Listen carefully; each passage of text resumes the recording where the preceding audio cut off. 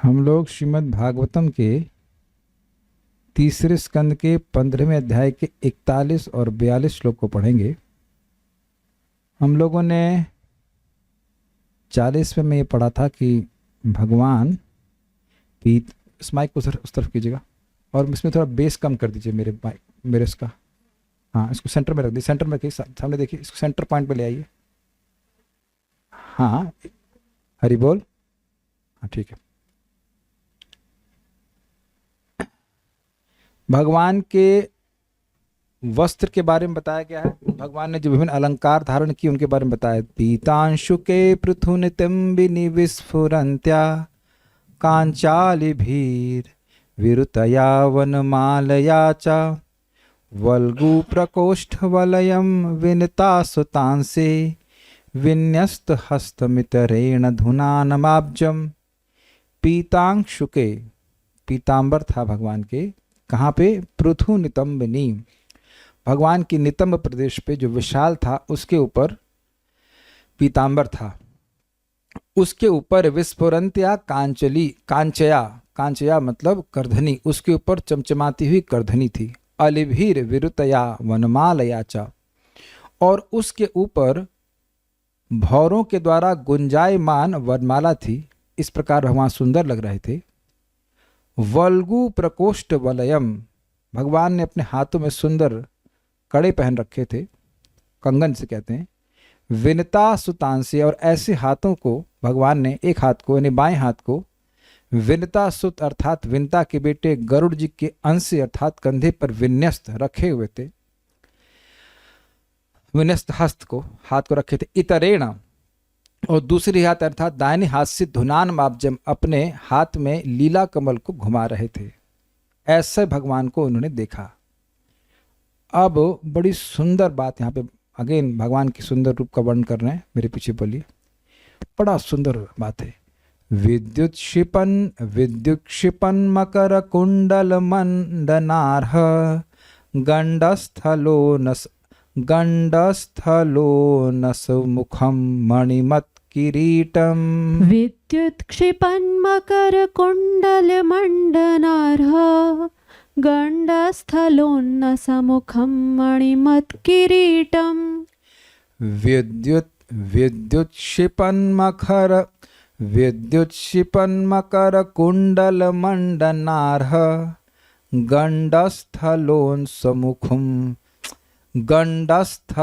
समुखम मणिमत किरीटम।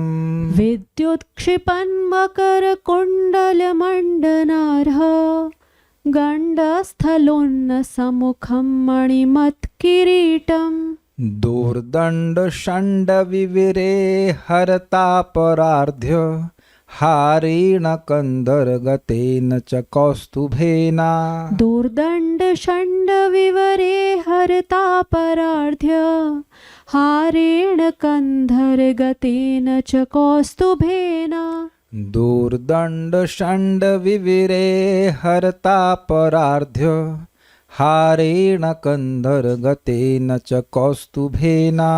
दूर्दंड षंड विवरे हरतापरार्ध्य हारेण कंधर्गतेन च कौस्तुभेना। बोलिए। विद्युत क्षिपन मकर कुंडल मंडनार्ह गंडस्थलोन्नसमुखं मणिमत किरीटम। विद्युत क्षिपन मकर कुंडल मंडनार्ह गंडस्थलोन्समुखं मणिमत किरीटम। दूर्दंड षंड विवरे हरतापरार्ध्य हारेण कंधर्गतेन च कौस्तुभेना। दूर्दंड षंड विवरे हरतापरार्ध्य हारेण कंधर्गतेन च कौस्तुभेना।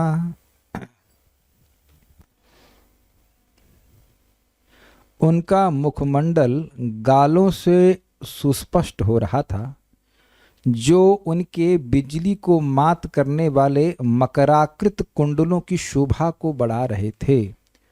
उनकी नाक उन्नत थी और उनका सिर रत्न जटित मुकुट से आवृत था। उनकी बलिष्ठ भुजाओं के मध्य एक मोहक हार लटक रहा था और उनकी गर्दन कौस्तुभ मणि से विभूषित थी। तो इस फोटो से कुछ को अंदाज लगा लीजिए, भगवान के नीले नीले श्यामल रंग के गाल हैं, इसे गंडस्थल कहा जा रहा है, ठीक है। ये उनके जो कुंडल थे वो कुंडल कैसे हैं, बिजली को भी मात करने वाले। यद्यपि इसमें कुंडल नहीं दिख पा रहे हैं लेकिन दिख भी रहे हैं, अगर बहुत ध्यान से देखेंगे दिख जाएंगे। तो कुंडल तो आप समझ ही रहे हैं। कानों के जो कुंडल थे उनकी आकृति कैसी है, मकर जैसी है। मकर मतलब शार्क शेप्ड, कहीं कह रहे हैं मगर, वैसे मगरमच्छ तो नहीं है, मकर मतलब शार्क शेप्ड कहते हैं।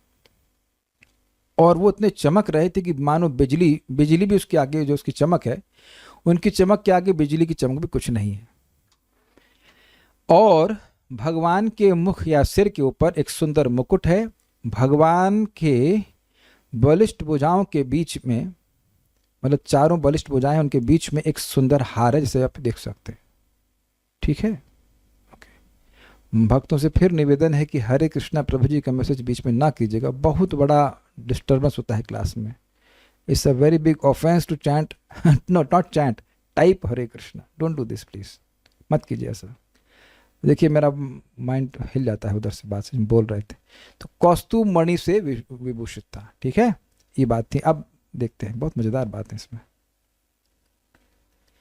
विद्युत क्षिपत, बिजली की प्रभा को लजाने वाले मकर कुंडल मंडन अरहा, मकराकृत कुंडलों के अलंकरण के योग्य गंडस्थल भगवान के गाल थे। इस लाइन को समझिए, यह नहीं कहा जा रहा है कि भगवान के कान पर जो आभूषण थे वो उनके लिए योग्य थे, ऐसा नहीं बोल रहे हैं। भगवान के गाल इतने सुंदर थे कि जो विद्युत की प्रभा को भी लजाने वाले मकर कुंडल हैं उनके अलंकरण के रूप में कार्य कर रहे थे। मैं पहले भी समझा चुका हूं, भगवान इतने सुंदर हैं कि आभूषणों के आभूषण बन जाते हैं।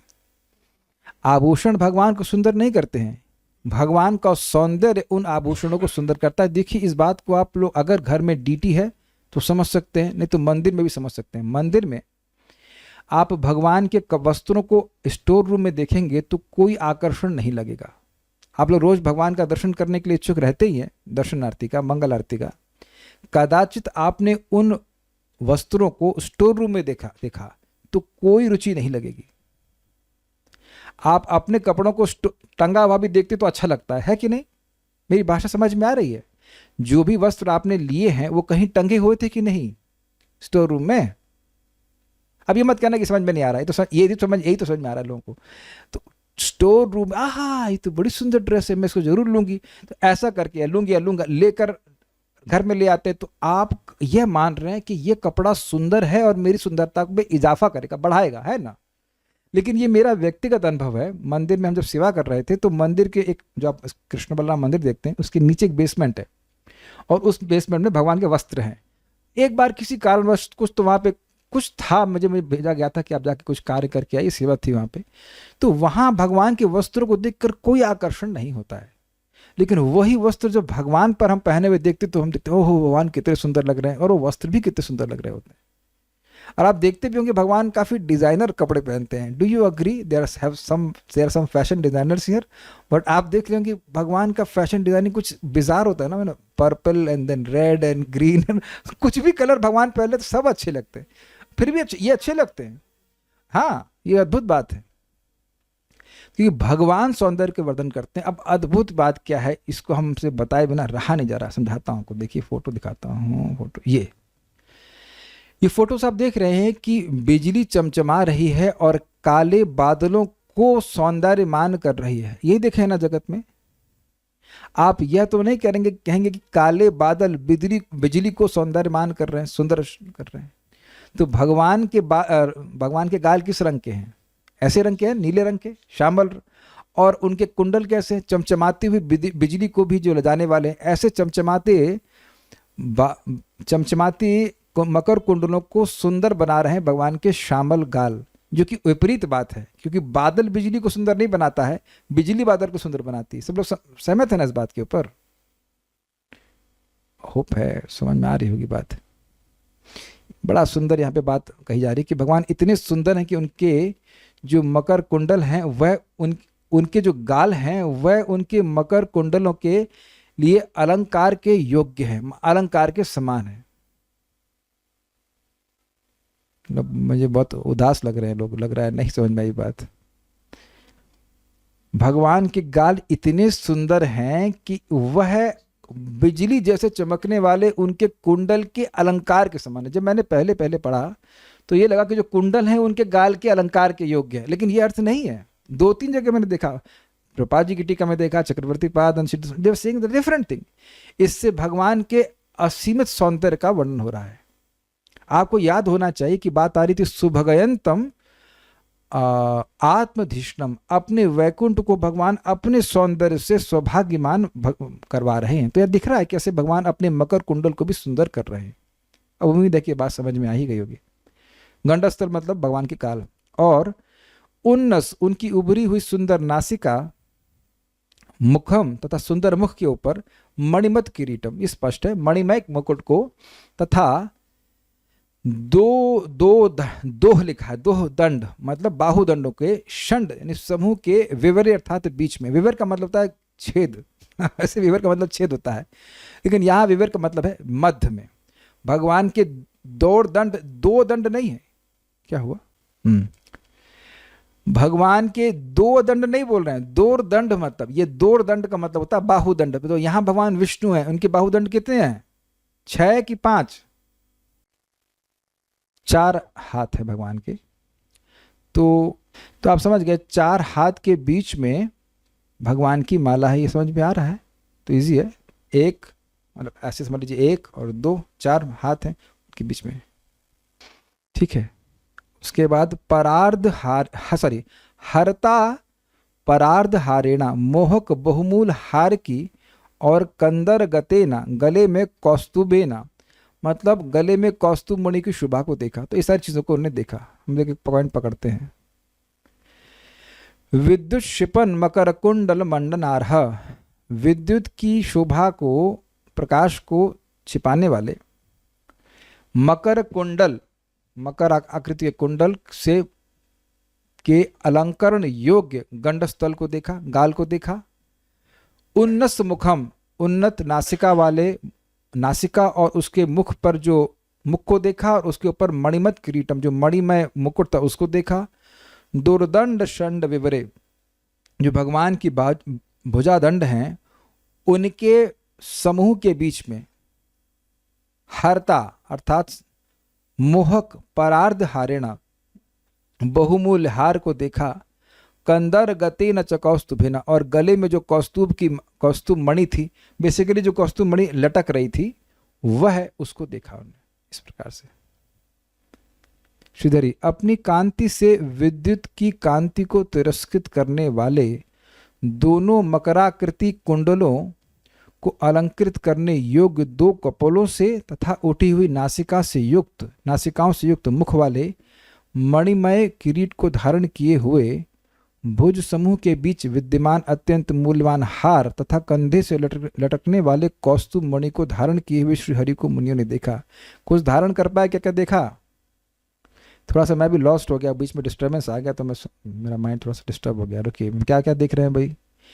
कुंडल को देखा, ठीक है, गाल को देखा, नासिका को देखा, मुख को देखा, मुख के ऊपर मणिमय मुकुट को देखा, भुज समूह को देखा, और उसके बीच में विद्यमान सुंदर मूल्यवान हार को देखा, और कंधे से लटकने वाली कौस्तुभ मणि को धारण किए हुए श्रीहरि को मुनियों ने देखा।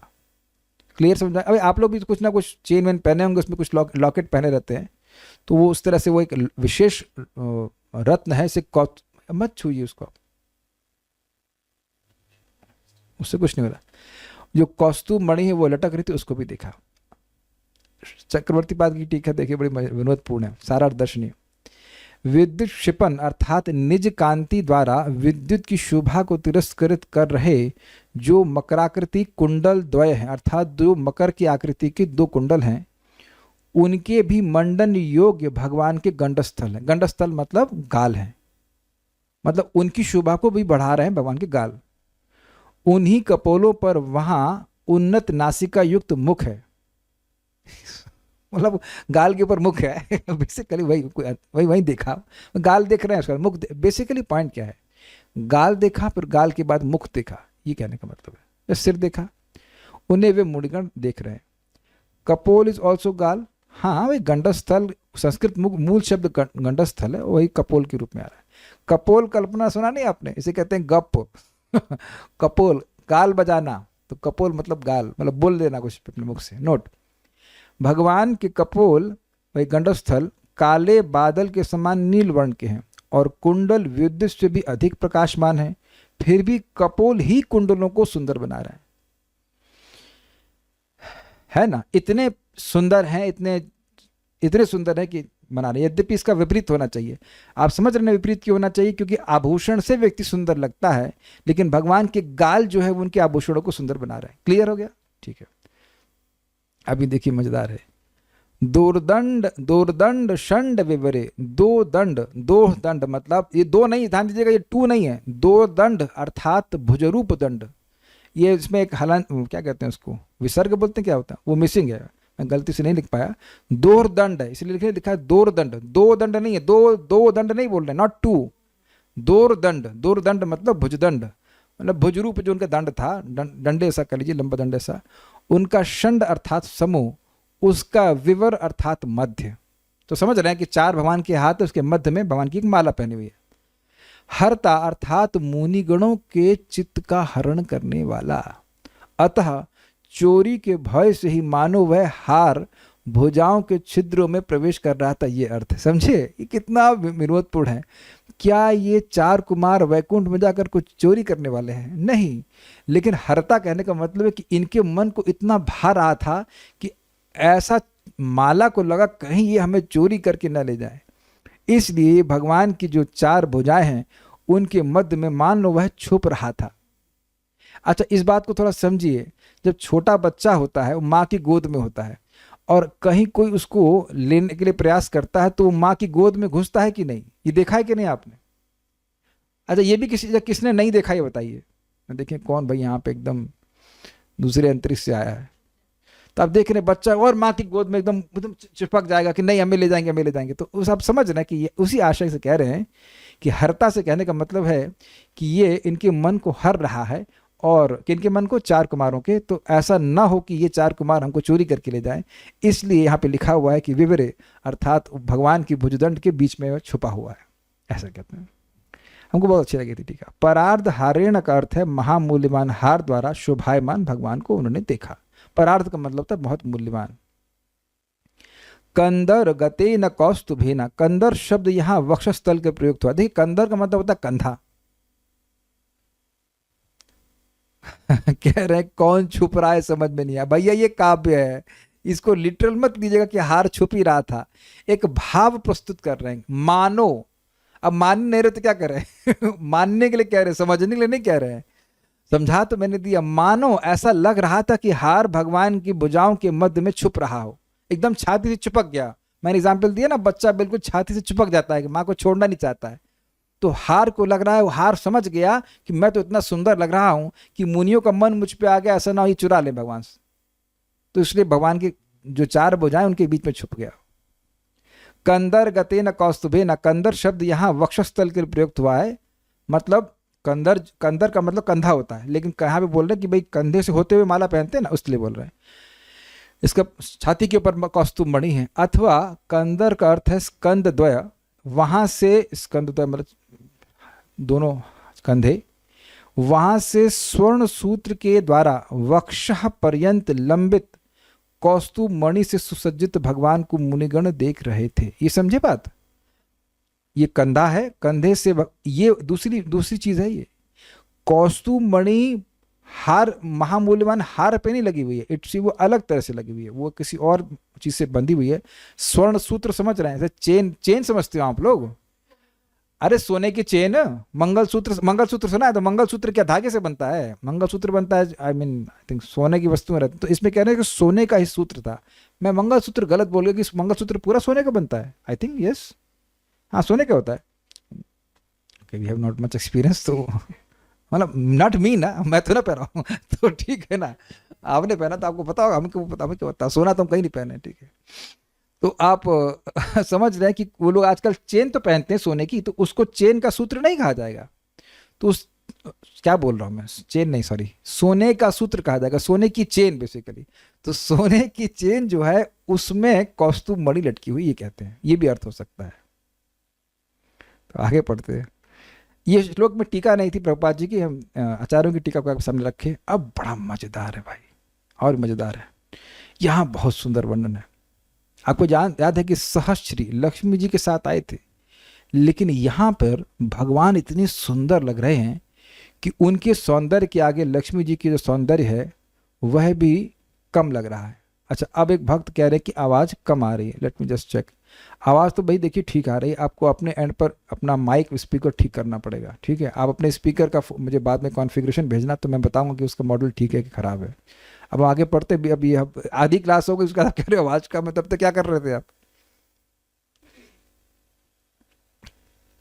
बहुत सुंदर श्लोक है, और इसमें दो बिल्कुल अलग अर्थ लिए जाएंगे। श्रीधर स्वामी जी का अर्थ एक तरफ है और चक्रवर्ती पाद का अर्थ बिल्कुल अलग तरह से है। तो let's see how much you can understand. सब लोग जग जाइए, एकदम जबरदस्त श्लोक है, मेरे पीछे बोलिए।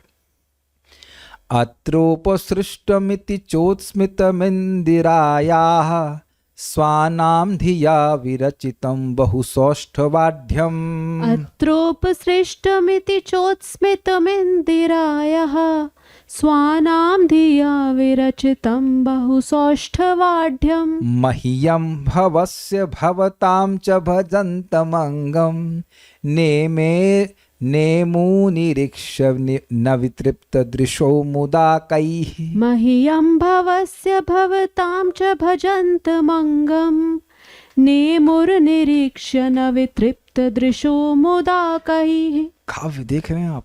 मह्यं भवस्य भवतां च भजन्तमङ्गं नेमुर्निरीक्ष्य न वितृप्तदृशो मुदा कैः। मह्यं भवस्य भवतां च भजन्तमङ्गं नेमुर्निरीक्ष्य न वितृप्तदृशो मुदा कैः। वेदवाद ने ये बताइए कि दूसरे भाग में कौन से शब्द की आवृत्ति हो रही है। भ भ भ दिख रहा है लास्ट लाइन में। ना ना ना, ये काव्य अलंकार है। कौन सा अलंकार हमको पता नहीं, लेकिन आप देख रहे हैं कितना सुंदर लग रहा है। फिर से बोलते हैं।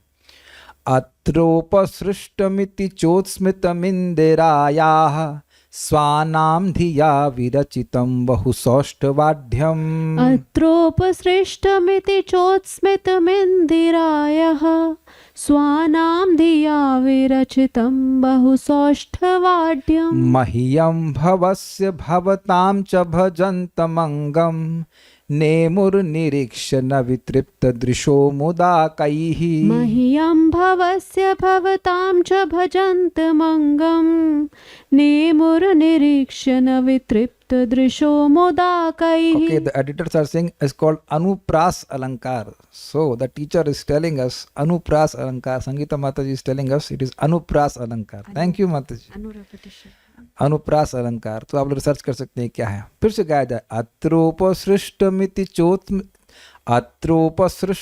चोत्स्मितमिन्दिरायाः स्वानां धिया विरचितं बहुसौष्ठवाढ्यम्। अत्रोपसृष्टमिति चोत्स्मितमिन्दिरायः स्वानां धिया विरचितं बहुसौष्ठवाढ्यम्। मह्यं भवस्य भवतां च भजन्तमङ्गं नेमुर्निरीक्ष्य न वितृप्तदृशो मुदा कैः। मह्यं भवस्य भवतां च भजन्तमङ्गं नेमुर्निरीक्ष्य न वितृप्तदृशो मुदा कैः। बोलिए।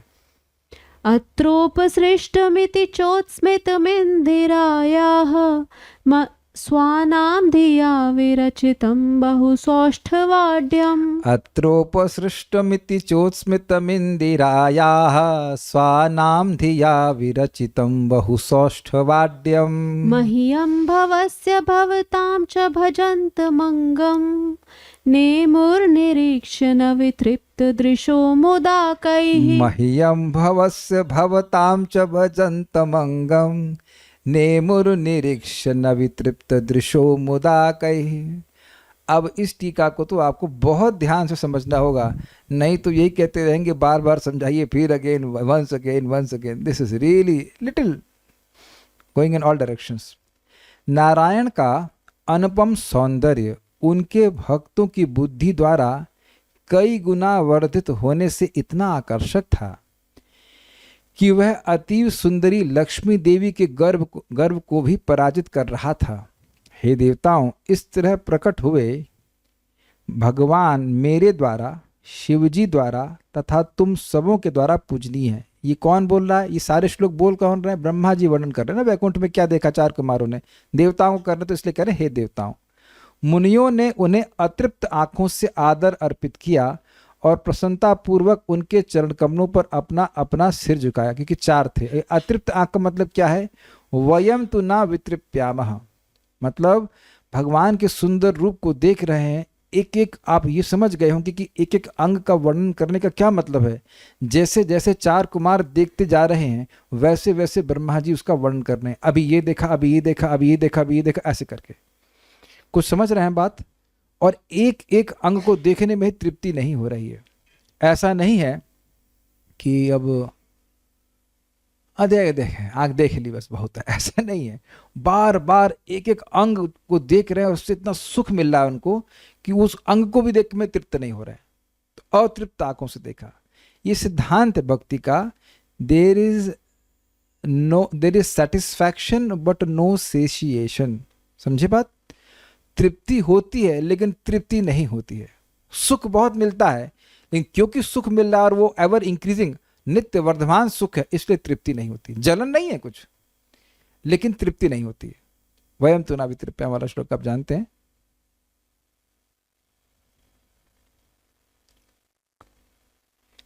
इंदिरायाः, लक्ष्मी जी का उत्स्मितम, उत्स्मितम मतलब सौंदर्य का अभिमान, कि मैं सर्वश्रेष्ठ सुंदरी हूं, ऐसा लक्ष्मी जी का अभिमान था। अत्र, अत्र मतलब यहां, इन भगवान के सौंदर्य के समक्ष उपसृष्टम, पराजित हो गया। ये एक एक अर्थ समझ लीजिए, पहले इसको समझ लीजिएगा। उत्स्मितम मतलब उनका अभिमान सौंदर्य का, और उपसृष्टम मतलब पराजित हो गया। भगवान इतने सुंदर लग रहे थे कि इनका ये जो मति थी कि मैं बहुत सुंदर हूं, ये नष्ट हो गई। इति, ऐसा स्वानाम धिया, स्वाना मतलब अपने भक्तों की बुद्धि में विरचितम विचार उठता है। मतलब वो सोच रहे हैं, भक्त वहां पे सोच रहे हैं कि आज तो निश्चित लक्ष्मी जी का ये जो अभिमान है, सौंदर्य का अभिमान, ये नष्ट हो गया। इतने सुंदर है। इस जगत में देखा जाता है कि अगर मान लीजिए कोई व्यक्ति एक सुंदर व्यक्ति है तो उसका अभिमान हो ही जाता है कि मैं बहुत सुंदर हूं। लेकिन अगर उससे कोई अधिक सुंदर व्यक्ति आ जाता है तो अन्य लोग सोचते हैं आज इनका गुरूर टूट गया कि बहुत सुंदर है, देखो कितना सुंदर व्यक्ति इनसे अधिक आ गया। कुछ समझे भाषा? तो भक्त लोग भगवान के सौंदर्य को देख करके मन में यही सोच रहे हैं कि ओहो हो, ये तो भगवान ने अपने सौंदर्य से लक्ष्मी जी के सौंदर्य को परास्त कर दिया। तो इस प्रकार से लक्ष्मी जी का अभिमान तोड़ दिया उनने। ये बात है। मह्यम मतलब मेरे, यानी ब्रह्मा जी ने कहा हे देवताओं मेरे, भवस्य यानी शंकर जी के, भवताम च आप लोगों के, और च से अन्यों की उपासना के लिए, हम सभी लोगों के लिए, बहु सौष्ठव आद्यम, बहु मतलब बहुत, सौष्ठव का मतलब होता है सौंदर्य, और आढ़्यम मतलब युक्त, अत्यधिक सौंदर्य से युक्त अंगम अर्थात मूर्ति को भजनतम प्रकट हुए श्री हरि को देखा। आप समझ रहे ना, ब्रह्मा जी देवताओं को बता रहे, कह रहे कि चार कुमारों ने ऐसा भगवान का रूप देखा कि उसको देख करके अन्य भक्त सोच रहे हैं कि आज तो लक्ष्मी जी का जो सौंदर्य अभिमान है वह समाप्त हो गया। एक बात। दूसरा, उन्होंने भगवान को उस सुंदर रूप से, अत्यधिक सौंदर्य से युक्त रूप से युक्त देखा, उसको प्रकट करता हुआ देखा, जो सबके लिए भजनीय है, अर्थात भगवान ब्रह्मा जी के लिए, शंकर जी के लिए, आप लोगों के लिए, मतलब देवताओं को बोल रहे हैं आप लोगों के लिए, और अन्य लोगों के लिए भी। अगर च नहीं होता तो ऐसा लगता कि बस देवता ही लिमिटेड है, देवताओं तक है, उसके आगे और किसी की पूजा नहीं करनी है। लेकिन नहीं, मेरे लिए, शंकर जी के लिए, देवताओं के लिए, और हम सभी लोगों के लिए, जो भी भाग्यवान है उन सभी के लिए भगवान एक सुंदर रूप को प्रकट किया। ये बड़ी जबरदस्त बात है, क्योंकि भगवान ने बोला मन मना, मुझ में मन लगाओ। बहुत कुरूप कोई होगा तो उसमें मन कैसे लगाएगा? मन तो किसी सुंदर व्यक्ति में लगता है ना। तो हमारे भजनीय बहुत सुंदर हैं, ये बात समझनी चाहिए। भगवान ने सुंदर रूप को प्रकट किया, सहज रूप से व्यक्ति को मन भगवान में लगाने में कोई परिश्रम नहीं हो, डर नहीं, कठिनाई नहीं हो, ऐसा सुंदर रूप भगवान ने प्रस्तुत किया। ऐसे भगवान को देखा। अब निरीक्ष च, और देख कर, निरीक्ष समझते हैं, निरीक्षण करके, और देख कर, निरीक्ष का मतलब समझ रहे हैं, बहुत अच्छे से देखा। देखिए होता है कि आप मान लीजिए आप चौराहे पे खड़े हैं, अब 1000 लोग जा रहे हैं, हर 1000 और आदमी का निरीक्षण करेगा, किसने किसने क्या वो कुंडल पहना हुआ है, किसने क्या ड्रेस पहना, who cares, is it not, कौन देखेगा इतना। तो निरीक्ष मतलब है निरीक्षण किया है। जैसे पेपर चेक करता है तो उसमें क्या क्या वो उत्तर लिखा है वो टीचर एकदम निरीक्षण कर लेती है कि नहीं कर लेती। इंस्पेक्शन आप लोग क्या हुआ करता होगा कहीं पे भी, तो इंस्पेक्शन में एक एक चीज जांची जाती, तो यहाँ लोग जांच रहे थे भगवान को, खूब अच्छे से देख रहे थे कि उनकी आंखें कैसी हैं, उनके मुख कैसा है। इसका वर्णन आपने श्लोकों में सुना। तो इस प्रकार से भगवान को गौर से अगर कहा जाए, गौर से देखकर सनकादि कुमारों ने उन्हें कई कई नेमुह, शिर से प्रणाम किया, मतलब साष्टांग दंडवत किया।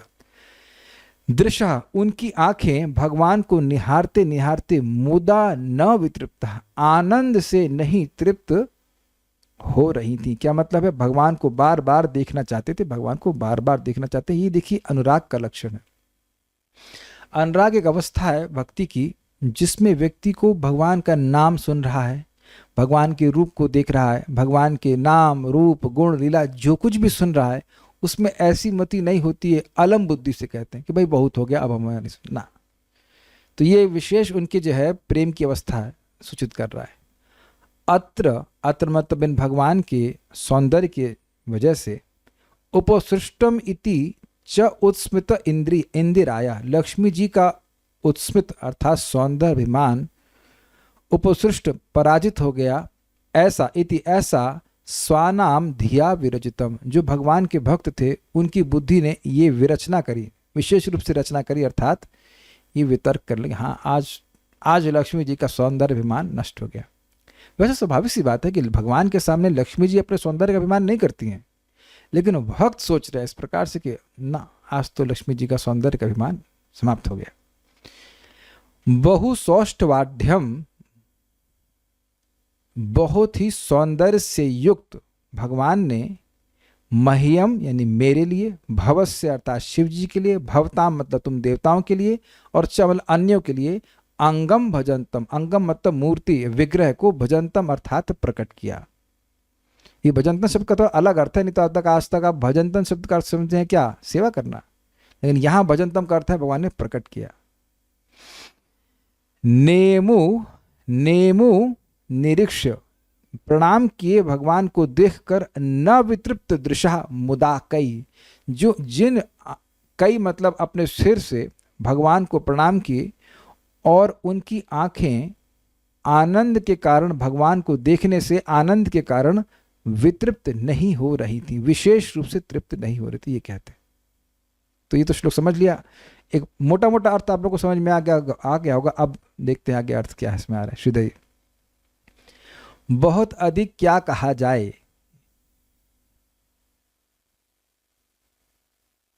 हाँ, बहुत अधिक क्या कहा जाएगा मतलब भगवान के सौंदर्य को हम कहां तक वर्णन करें, ये अर्थ है।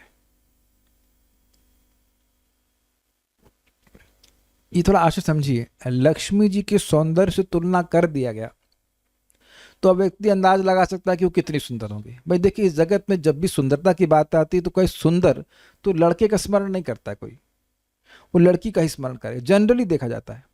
तो उसमें भी कोई कहेगा, भाई कह दे कि वो मिस यूनिवर्स से भी सुंदर है, तो अब कोई कहे मिस यूनिवर्स का अंदाजा लगा रहा है तो अब उससे भी कोई सुंदर है तो मतलब उसको कुछ कुछ अंदाजा बहुत सुंदर होगा ऐसे करके।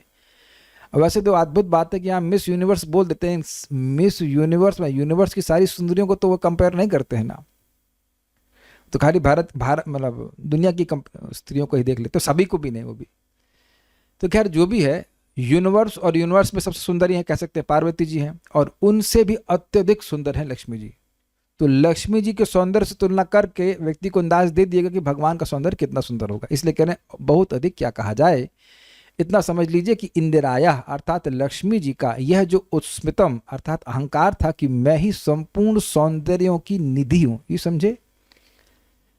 जैसे हम अगर ये माने कि भाई सारा भारत का पैसा आरबीआई से आता, तो हम गलत तो नहीं बोल रहे हैं, I hope I am correct, reserve bank of India से सारा पैसा आता है, तो जिसके पास भारत में जो भी पैसा है वो आ रहा है आरबीआई से। तो कहने का अर्थ ये है कि इस जगत में जिसके पास जो भी सौंदर्य है वो लक्ष्मी जी के सौंदर्य का एक अंश मात्र है, ये कहते हैं। उनसे श्रेष्ठ सुंदरता किसी के पास नहीं है, ऐसा उनका अहंकार था। वह अत्र अर्थात श्री भगवान के सौंदर्य के सामने उपसृष्टम अर्थात असंगत हो गया। असंगत मतलब उनका सौंदर्य नहीं, उनके सौंदर्य का अभिमान असंगत हुआ। ध्यान दीजिएगा कि सौंदर्य नहीं नष्ट हो गया, सौंदर्य का अभिमान नष्ट हो गया। ये भेद है दोनों बातों में। ऐसा नहीं कि लक्ष्मी जी कुरूप लगने लगी। आपने सुना होगा, एक पहेली थी, अगर मैं आपसे कहूं कि इस पेन को बिना काटे छोटा करें, कैसे करेंगे? Any answers? अरे बेचारों ने लग रहा पहेली देखे नहीं। ठीक है ये कह रही है ढक्कन खोल दो नहीं, okay Mukund seven, you got it. अगर मैं अपने हाथ को सामने रखूं तो मेरा हाथ इससे लंबा है, तो ये छोटा होगा कि नहीं? तो उसी, ये छोटा हुआ नहीं, लेकिन इससे आपने बड़ी वस्तु रख दी तो वो बड़ा छोटा हो गया। Got it? तो लक्ष्मी जी कुरूप नहीं हो गई, लेकिन लक्ष्मी जी के आगे भगवान जब आ रहे हैं तो भगवान का सौंदर्य इतना अधिक है कि लक्ष्मी जी का सौंदर्य कम हो गया। कम हो गया मतलब उनका अभिमान संगत नहीं बन रहा था। आप संगत समझते हैं, असंगत, इनकम्पैटिबल, सही नहीं लग रहा, युक्त तो नहीं लग रहा। ये क्या कह रहे हो आप? आप भगवान को देखे नहीं जो आप सोच रहे हो कि आप सबसे सुंदर हो।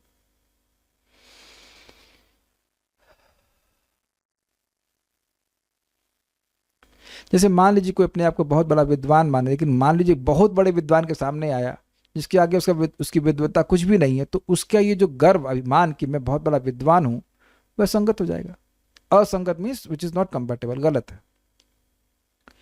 इति अर्थात इस प्रकार स्वानाम अर्थात भगवत भक्तों की धिया अर्थात मन में विरचतम अर्थात वितर्कित विचारता, वितर्क करते विचार कर रहे थे कि नहीं आज तो लक्ष्मी जी का अभिमान समाप्त हुआ।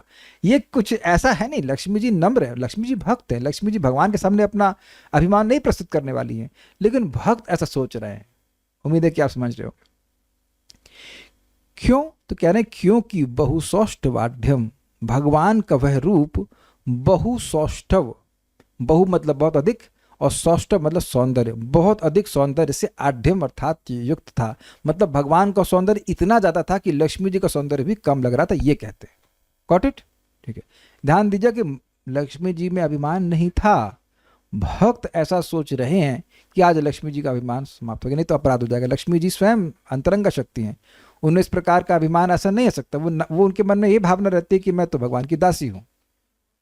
लेकिन भक्त लोग ऐसा सोच रहे हैं कि इनका आज अभिमान नष्ट हो गया, अभिमान जो है वह समाप्त हो गया। ब्रह्मा जी कहते हैं कि मेरे लिए, शिव जी के लिए तथा तुम लोगों के लिए ऐसी मूर्ति को प्रकट करने वाले श्री भगवान के रूप को देखकर सनकादिकों ने नमस्कार किया, किंतु श्री भगवान को देखने से उनके नेत्र तृप्त नहीं हुए।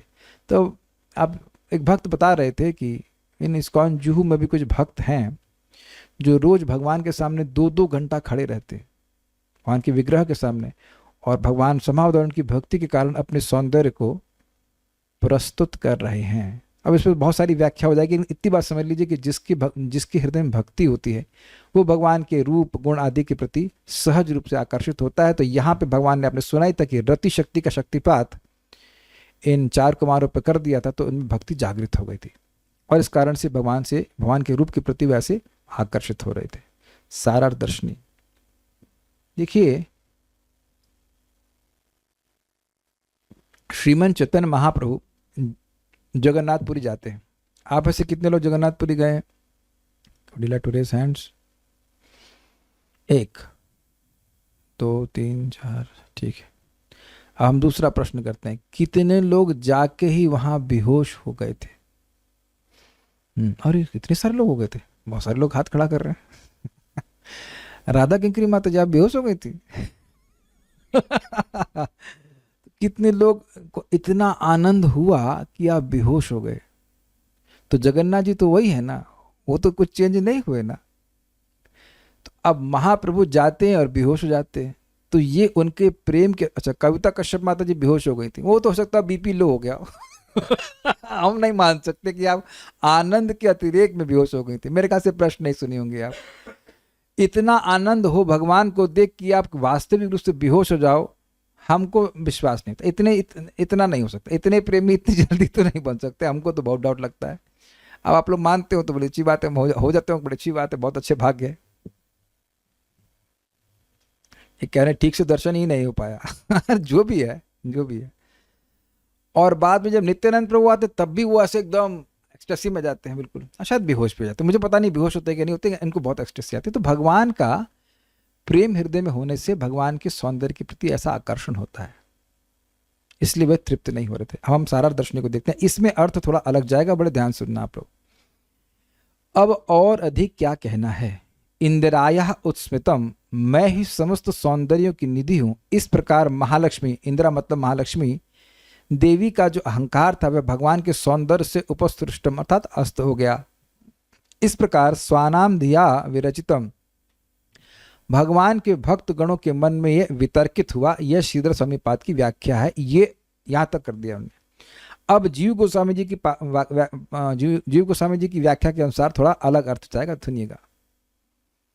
परम सौंदर्य आदि गुणों से युक्त ऐसे प्रीतम की प्राप्ति से उन लक्ष्मी देवी का उत्स्मितम अर्थात गर्व उप अर्थात अधिक रूप में सृष्टम अर्थात प्रकट हुआ। समझे? अभी तक उत्स्मितम का प्रयोग क्या था कि मैं बहुत सुंदर हूं, लेकिन यहां पे दूसरा अर्थ है। जो उनका उत्स्मितम था, मतलब जो गर्व, वो तो गर्व तो था, लेकिन गर्व अपने सौंदर्य पे नहीं था, भगवान के सौंदर्य पे था, गुणों पे था। सौंदर्य आदि गुण मतलब सौंदर्य, सौरभ्य, सौरभ मतलब सुंदर गंध जो आ रही है, सुकुमारता, उदारता, जितने भी भगवान के गुण हैं, ऐसे ऐसे व्यक्ति अर्थात भगवान उनके प्रियतम है, उनके स्वामी हैं, उनके पति हैं। इस कारण से लक्ष्मी जी का गर्व बहुत अधिक प्रकट हो रहा था। अच्छा, ये गर्व ठीक है कि नहीं? कोई भी स्त्री है, उसका पति बहुत अच्छा हो तो उसको गर्व होता है कि मेरा कितना बड़ा भाग्य है कि ऐसे महान व्यक्ति मेरे पति के रूप में है ना। तो यहाँ पे तो भगवान ही है भाई, भगवान से महान तो कोई हो नहीं सकता है। आज कोई कहेगा मेरे पति हैंडसम है, और 80 साल के हो जाएंगे तब भी कहेंगे सारे दांत बाहर आ जाएंगे, is it not?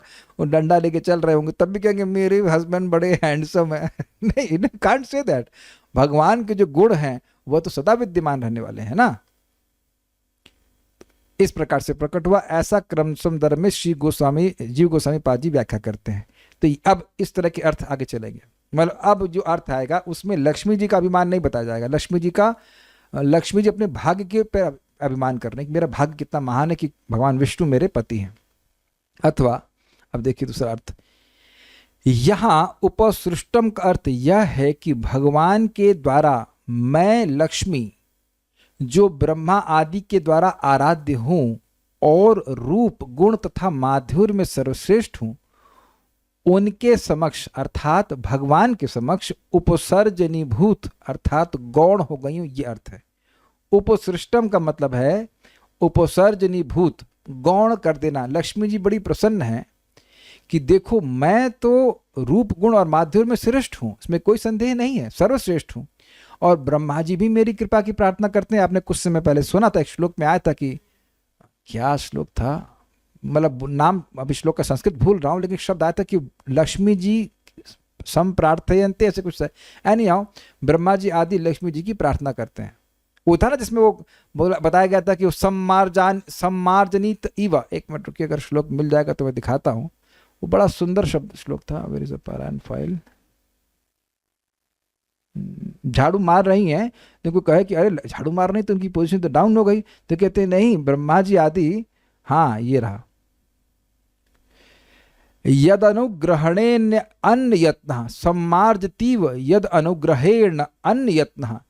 Lakshmi ji रूपणी हैं, सुंदर हैं, और वह भगवान हरि के सद्म में उनके घर में ऐसा लगता है कि वह झाड़ू मार रही हैं, तो कहेंगे इनकी पोजीशन तो निम्न हो जाएगी। नहीं, पोजीशन निम्न नहीं है।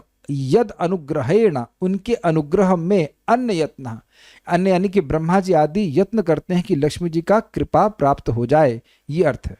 तो लक्ष्मी जी उपास्य हैं किन लोगों के लिए हैं? ब्रह्मा जी आदि के लिए हैं।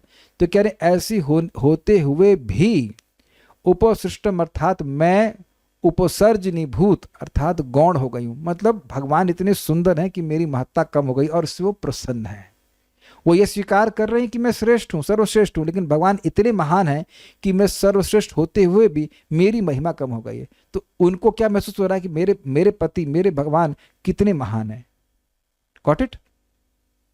इसी कारण चकार से यह सूचित होता है कि प्रेम के कारण लक्ष्मी जी उत्स्मितम अर्थात उत मतलब उत्कृष्ट रूप से स्मित अर्थात मुस्कुराती हैं, अर्थात मैं धन्य हूं क्योंकि मेरे इस प्रकार के प्रीतम कांत हैं। कांत मतलब प्रेमी है, इस कांत मतलब पति। इस प्रकार का लक्ष्मी जी का आनंद से लक्ष्मी जी का आनंद से उत्पन्न उल्लास जिनसे हुआ है, ऐसे अंगों से युक्त भगवान को भजनतम अर्थात समुचित वस्त्र अलंकार आदि के द्वारा शोभित हुए मुनियों ने देखा, किंतु वह शिवजी की भांति अत्यंत सुंदर अंगों को भस्म आदि से विरूप करने वाले नहीं थे। ये अर्थ है। इसको मैं समझाने का प्रयास करता हूँ, तोड़ तोड़ के समझाता हूँ। उत्सृष्टम समझ में आ गया कि भगवान की महिमा ने लक्ष्मी जी के महिमा को गौण कर दिया। गौण मतलब जीरो नहीं होता, गौण मतलब कम कर दिया। इस कारण से लक्ष्मी जी, भाई स्वाभाविक सी बात है कि पत्नी चाहेगी कि पति उससे श्रेष्ठ हो। कोई मूर्ख पत्नी चाहेगी कि वो बेवकूफ़ से शादी हो जाए। कोई लड़की, यहाँ पर मैं हाथ भी नहीं खड़ा करवाना चाहता, बट जिनकी शादी हुई है या जो शादी करने वाली है, जो कुछ भी है, तो कहें कि ये लड़का आपसे एकदम बेवकूफ़ है, I don't think anyone will raise hand to marry such a man, is it not? किसी बेवकूफ़ से शादी तो नहीं करना चाहेंगे ना। ये इस पर हाथ नहीं खड़ा करवाऊंगा। अंडरस्टूड है। कहा कि ये लड़का एकदम बेवकूफ़ है, गधा है, घस खोद हुआ, इससे शादी करोगी? अपने सीवी में कोई लिखेगा मैं एकदम एक नंबर का बेवकूफ़ हूँ और आपके सामने और भी बेवकूफ़ हूँ, तो कौन शादी करेगा? इसे नॉट नो बडी। नेचुरली पत्नी चाहती है कि पति बहुत हैंडसम हो, बहुत सुंदर हो, बहुत कौन माता जी यहाँ पे इससे विरोध कर रहे हैं कि पति जो है वो एकदम लल्लू हो, एकदम कमजोर हो, बेड रिडन हो, हिल नहीं पाए, बुद्धू हो। आप समझ रहे हैं, ये नेचुरल है कि पत्नी चाहती है कि पति उससे श्रेष्ठ हो। This is natural psychology. तो लक्ष्मी जी बड़ी प्रसन्न है, बहुत प्रसन्न है। देखिए इंटरेस्टिंग बात है, किसी पत्नी का पति श्रेष्ठ हो सकता है लेकिन वो सर्वश्रेष्ठ नहीं हो सकता है ना? तो अब लक्ष्मी जी जान रही कि वो स्वयं सर्वश्रेष्ठ हैं क्योंकि उनकी पूजा ब्रह्मा जी कर रहे हैं, लेकिन वो देख रहे हैं कि भगवान विष्णु के आगे वह भी गौण हो गई हैं, तो तब कितना वो प्राइड महसूस करेंगे, but in a very good sense ना, कि मेरे कितना बड़ा भाग्य है कि मेरे प्रीतम जो हैं वो भगवान विष्णु जो सर्वश्रेष्ठ हैं, इस अर्थ में। अब कहेंगे चकार कहाँ से आ गया भाई? चा क्या होता है? चकार मतलब चा यहाँ पे आया, देखिए च उस्मितम इंदिरा। ये जो चा इंगित कर रहा है कि बड़े प्रेम से मुस्करा रही हैं लक्ष्मी जी कि मेरा कितना बड़ा भाग्य है। अच्छा, अब हम आगे बढ़ते हैं कि हम इसमें क्या बात आ रही है। ठीक है, ये कहाँ गए? अब कह रहे हैं कि लक्ष्मी जी को ये मुस्कान आई क्यों? तो कह रहे हैं भगवान ने ऐसे अंग अर्थात ऐसी मूर्ति को प्रकट किया जिससे इस प्रकार के लक्ष्मी जी का उल्लास उत्पन्न हो रहा है। लक्ष्मी जी का उल्लास क्या है? लक्ष्मी की आनंद का आनंद क्या है उनका? कि मेरे पति कितने श्रेष्ठ हैं, ऐसा उनका प्रेम है। उनको देख देख करके खुश हो रही हैं वो, तो उससे उनका उल्लास हो रहा है। तो ऐसे उल्लास का कारण क्या है? ऐसे उल्लास का कारण भगवान की वह विग्रह, वह जो अंग है, अंग मतलब यहाँ पे मुख विग्रह है, उसको भगवान प्रकट किए हुए हैं।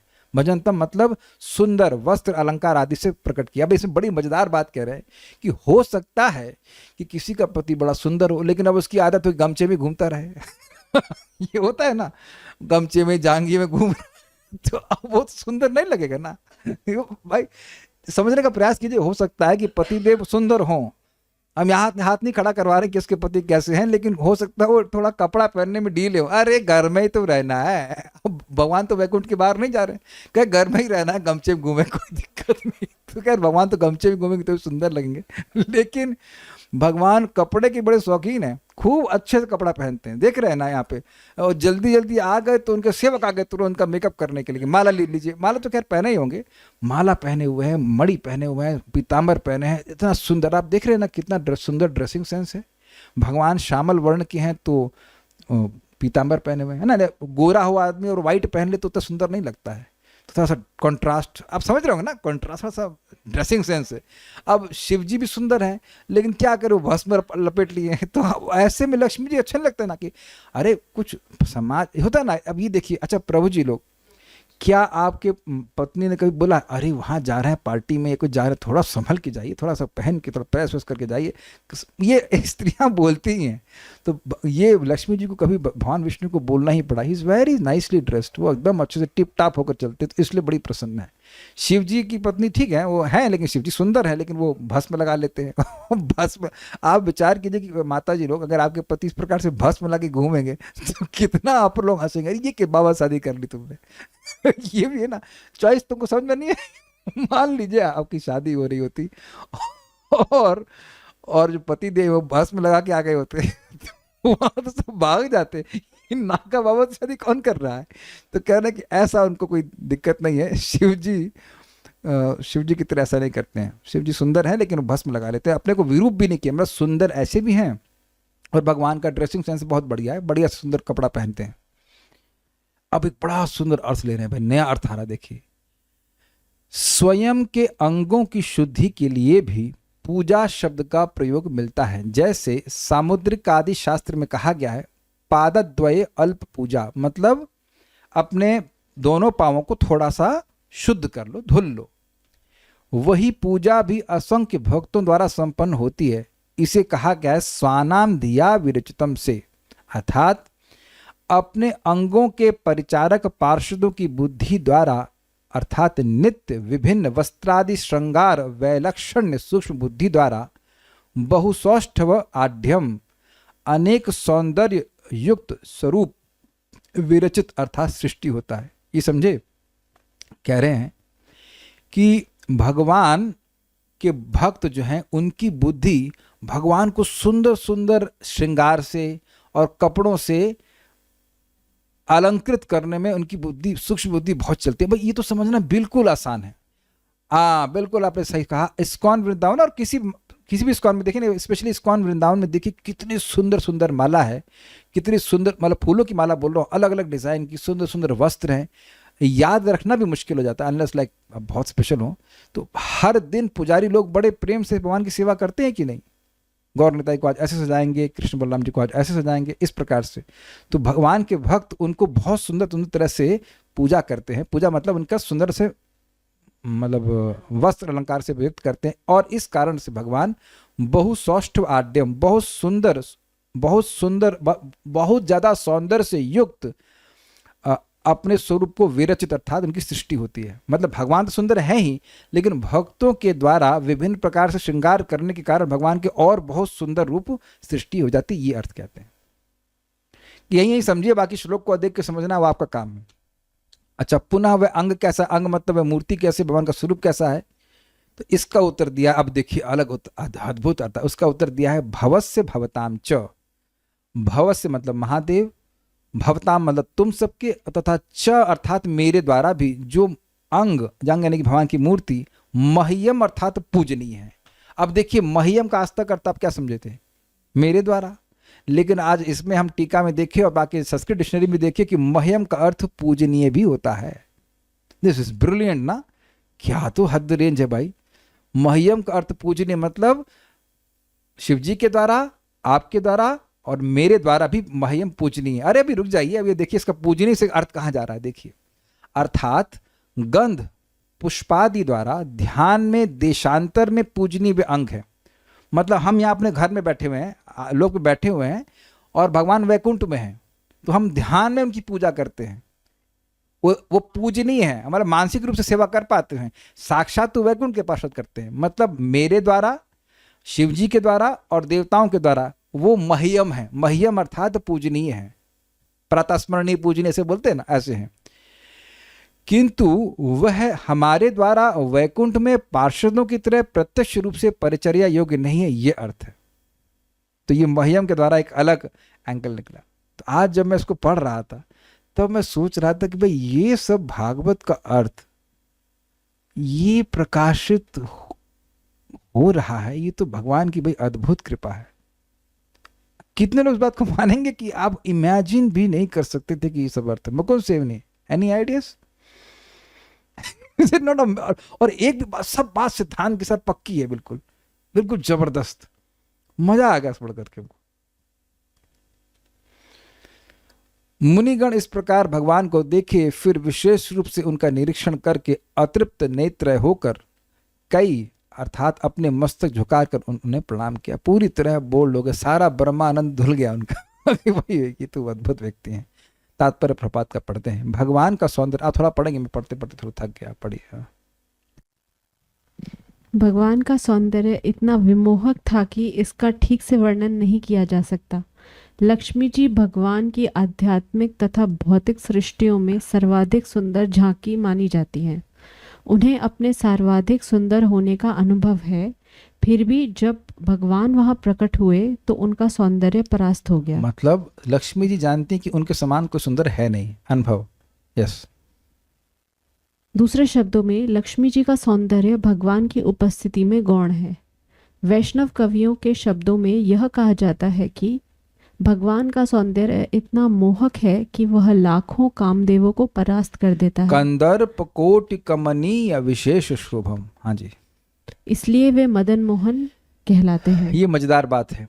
हमको श्रीमान दीन बंधु प्रभु कथा सुनाते हैं। आप यहाँ जाएंगे, मदन टेर एक स्थान आता है, तो वहाँ पे खड़े होकर दीन बंधु प्रभु कथा सुना रहे थे। कह रहे थे एक बार भगवान श्री कृष्ण और गोपियों के साथ वहाँ स्थान पे थे, वहाँ थोड़ा सा उपवन स्थान है। तो मदन ने, कामदेव ने देखा, nice setting, young man, young girls, मतलब सुंदर लड़का है, सुंदर लड़कियां हैं, युवा हैं, तो चलो मैं तीर चलाता हूँ। तो जैसे वो तीर चलाया, अपने 5 बाण होते हैं उसके, और भगवान पे ऐसे उसने नजर रखी तो बड़ा सुंदर तरह से प्रभु दिखाते, और वह गिर गया, वो मोहित हो गया। भगवान इतने सुंदर, भगवान मोहन को, मदन को भी मोहित करने वाले हैं। यस। यह भी वर्णन हुआ है कि कभी कभी भगवान राधा रानी के सौंदर्य के पीछे पागल हो जाते इसलिए हैं। राधा रानी का क्या नाम है बताइए? मदन मोहन मोहिनी। कविगण वर्णन करते हैं कि ऐसी परिस्थितियों में भगवान कृष्ण मदन मोहन होते हुए भी मदन दाह या राधा रानी के सौंदर्य से विमुग्ध हो जाते हैं। वस्तुतः भगवान का सौंदर्य अति उत्तम है और वह वैकुंठ में लक्ष्मी जी के सौंदर्य को भी मात करता है। वैकुंठ लोकों में भगवान के भक्तगण उन्हें सर्वाधिक सुंदर रूप में देखना चाहते हैं, किंतु गोकुल या कृष्ण लोक में भक्तगण राधा रानी को कृष्ण से भी बढ़कर सुंदर देखना चाहते हैं। इसका समंजन इस तरह होता है कि भक्तवत्सल होने के नाते भगवान ऐसे स्वरूप धारण करते हैं जिससे ब्रह्मा, शिव जैसे भक्त तथा अन्य देवतागण प्रसन्न हो जाएं। यहाँ भी भक्त मुनि कुमारों के लिए भगवान अपने सर्वाधिक सुंदर रूप में प्रकट हुए और वे बिना तृप्त हुए उन्हें देखते रहे तथा उन्हें अधिकाधिक देखते रहना चाह रहे थे। एक बात हम बोलकर रुकेंगे। मधाई ने ना, क्षमा कीजिएगा, मुकुंद, नहीं चलिए बहुत लंबी कथा हो जाएगी, लेकिन मैं बोलना चाहूँगा इस बात पे, जो लोग सुनना चाहें वो सुन सकते हैं। चैतन्य भागवत में इस बात का वर्णन है। भक्त लोग, सभी भक्तों को भगवान चैतन्य महाप्रभु अपना दर्शन दे रहे थे और फिर सभी और उनको आशीर्वाद दे रहे थे, उनकी जो इच्छा थी। तो भक्तों ने सोचा, आपने सबको दर्शन दिया, मुकुंद दत्त भी बाहर खड़े हैं, उनको दर्शन क्यों नहीं दे रहे? तो उन्हें कहा कि देखिए, वह मतलब कुछ शब्द इसके, वो कुछ मतलब दोगले व्यक्ति हैं। वो जब मायावादियों के बीच में जाते हैं तो कहते हैं हाँ ब्रह्म सत्य है, ब्रह्म श्रेष्ठ है, निर्विशेष ब्रह्म ही श्रेष्ठ है। और जब भक्तों के बीच में आते तृण लेकर के अपने मुंह में और दिखाते हैं कि बहुत तृणादपि सुनिचेना इत्यादि है, तो इस प्रकार का आचरण हमको अच्छा नहीं लगता, इसलिए हम दर्शन नहीं देंगे। भगवान तो अंतर्यामी हैं। तो ये बात जब मुकुंद दत्त को मालूम चली तो वो खूब रोने लगा। और मुकुंद दत्त कौन है? जिनके गायन से भक्तों का हृदय पूरी तरह पिघल जाता था। भगवान के लिए वो कीर्तन किया करते थे। बड़ी अजीब सी बात लगी, इतने अंतरंग पार्षद को नहीं अपना दर्शन देंगे। तो मुकुंद दत्त ने पूछा कि अच्छा ये बताए कि कभी दर्शन मिलेगा कि नहीं मिलेगा। तो भक्त लोग अंदर गए और उन्हें बोला कि भगवान, मुकुंद दत्त पूछ रहे हैं कि क्या उन्हें कभी दर्शन मिलेगा? तो गौरांग महाप्रभु ने गुस्से में बोला, ठीक है, करोड़ों जन्मों के बाद उसको मेरा दर्शन मिलेगा।